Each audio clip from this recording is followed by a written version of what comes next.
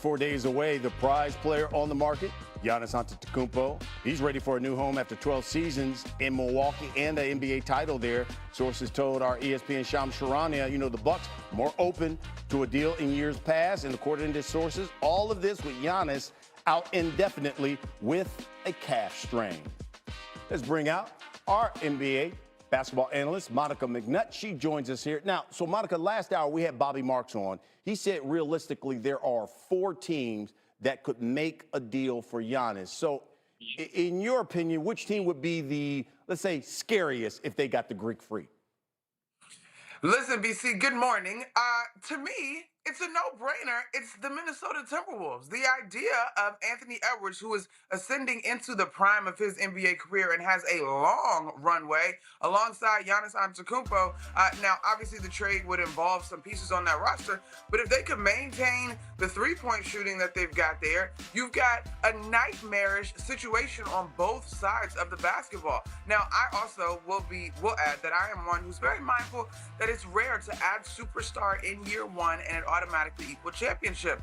But I read Chris Hines' book and over the summer about Anthony Edwards, and he might be one of the few superstars who has sort of the temperament to absorb such a big change in year one of this season. But to me, it's those guys. That turns into, I feel sorry for the rest of the league if you got to deal with both of them on both sides of the basketball. Good gracious. I like it. I like it because a lot of talk has been about Golden State, but that's interesting for him going to Minnesota. Of course, Giannis, obviously the biggest name that could be on the move this year. 1 year ago tonight, Luka Doncic traded to the Lakers after L.A. played the Knicks, Monica. L.A., Of course, they played the Knicks tonight. Monica will be calling that game. So if you could sum up, let's say, the last 365 days of Luka as a Laker. My husband and I were in a cab when all that news broke, and we were like, is this real? I mean, everybody's like, is this real?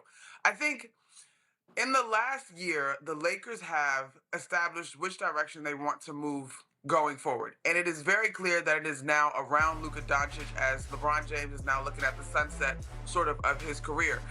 Now, I don't know that you could be in a better position in terms of having a cornerstone, but it is also very clear what Luka needs to be successful. And so far, the Lakers have not been able to put enough of that around him, right? So I think this offseason is going to be really interesting, especially as they're entering a new era as far as ownership, so on and so forth. But you saw Dallas gave you the blueprint.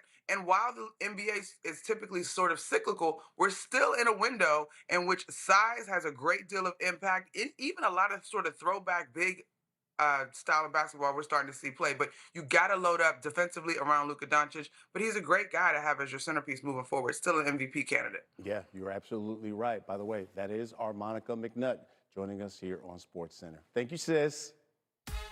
All right, this afternoon, the inaugural NBA Pioneers Classic is on ESPN and the ESPN app at 3:30 Eastern, 12:30 Pacific. The Bucks square off against the Celtics to tip off Black History Month. This game celebrates the 75th anniversary of the association's first black players. Coverage tips with NBA Countdown at 3 Eastern. The NBA season saw its second official trade of the entire year last night. The Cleveland Cavaliers sent DeAndre Hunter to the Sacramento Kings for Dennis Schroder and Keon Ellis. In the 3-team deal, the Bulls acquired Dario Saric and 2 second-round picks by moving Hunter exactly 1 year after acquiring him.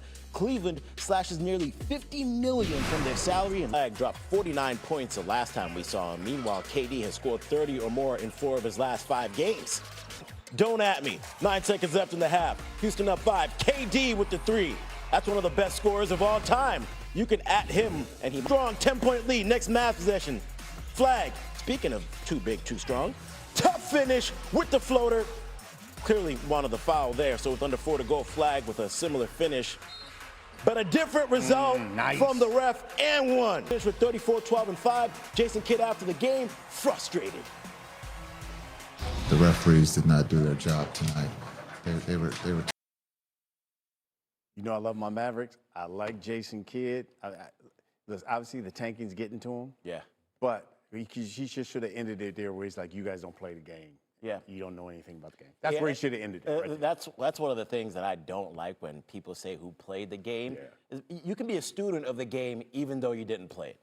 And you know what? I still ball at the YMCA every Get weekend. shots up. What's he talking about? To the NBA, 76ers forward Paul George suspended 25 games for violating the league's anti-drug policy. In a statement to ESPN, George said in the course of recently seeking treatment for a mental health issue, he made the mistake of taking something that led to a positive test and takes full responsibility. Here's Joel Embiid on George's suspension.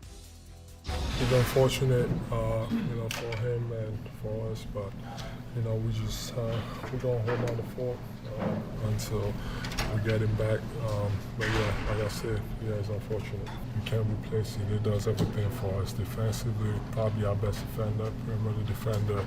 Offensively, can play so many roles: knock down shots, post up, creation, playmaking. Can't replace it. It's gonna be tough moving forward, but we just gotta try.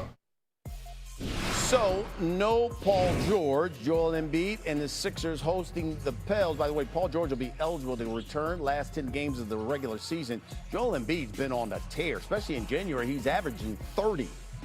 We're tied, and then at up 2, Embiid turns it over. Jose Alvarado back the other way.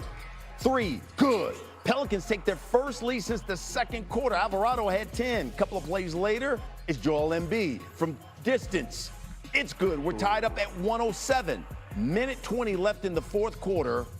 Tyrese Maxey. He's an all-star. Oh, yeah. Step back. Hey, now. Sixers up 6. Next possession, Embiid. He had 40 points, 11 boards. Wow. It's the 44th game where he's had 40 and 10. So back. Yeah, passes up Shaq for that.